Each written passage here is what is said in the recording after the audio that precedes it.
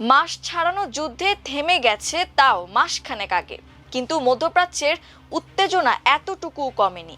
Iran কয়েকটি দাবি তুলে হরমুজ প্রণালী বন্ধ করে রেখেছে। হামলা না চালালেও যুক্তরাষ্ট্র হরমুজে পাল্টা অবরোধ দিয়ে রেখেছে।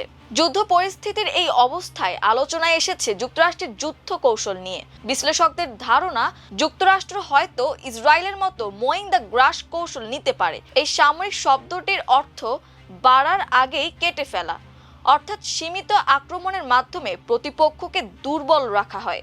ইসরায়েল হামাস ও হিজবুল্লাহর বিরুদ্ধে এই কৌশল মেনে চলে।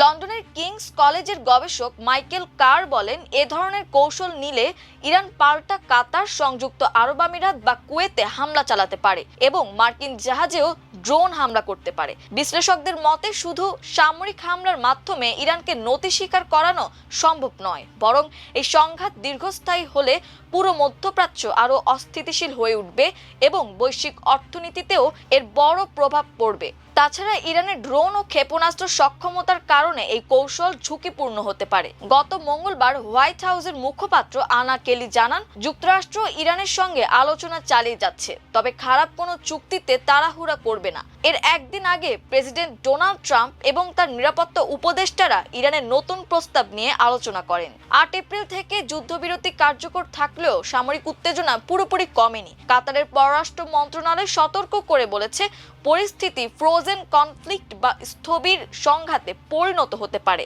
যেখানে গুরুত্বপূর্ণ জলপথটি চাপ প্রয়োগের হাতিয়ার হিসেবে ব্যবহৃত হবে এবং যে কোনো সময় সহিংসতা ছড়িয়ে পড়তে পারে।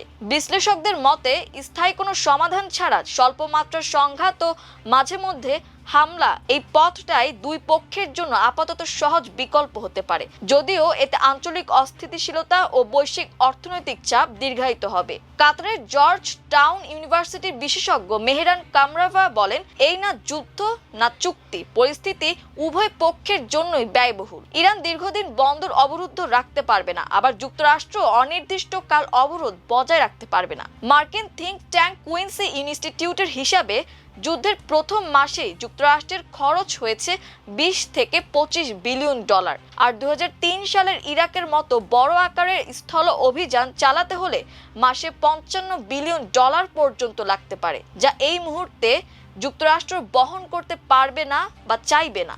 গত 13 এপ্রিল থেকে যুক্তরাষ্ট্র ইরানের ওপর নৌ অবরোধ জারি করেছে এবং অঞ্চলে বড় ধরনের সামরিক শক্তি মোতায়েন করেছে। অন্যদিকে ইরানও হরমুজ প্রণালীতে টোল আরোপ করে পাল্টা চাপ সৃষ্টি করছে।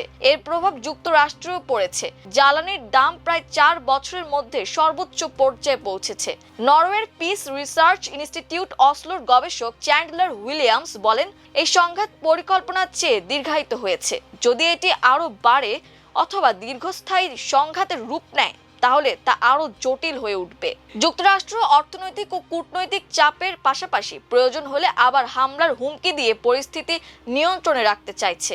অন্যদিকে ইরান হরমুজ প্রণালীকে কৌশলগত হাতিয়ার হিসেবে ব্যবহার করছে, যাতে যুক্তরাষ্ট্র আলোচনায় ছাড় দিতে বাধ্য হয়। এতে শঙ্কা বাড়ছে যুদ্ধের ভবিষ্যৎ নিয়ে।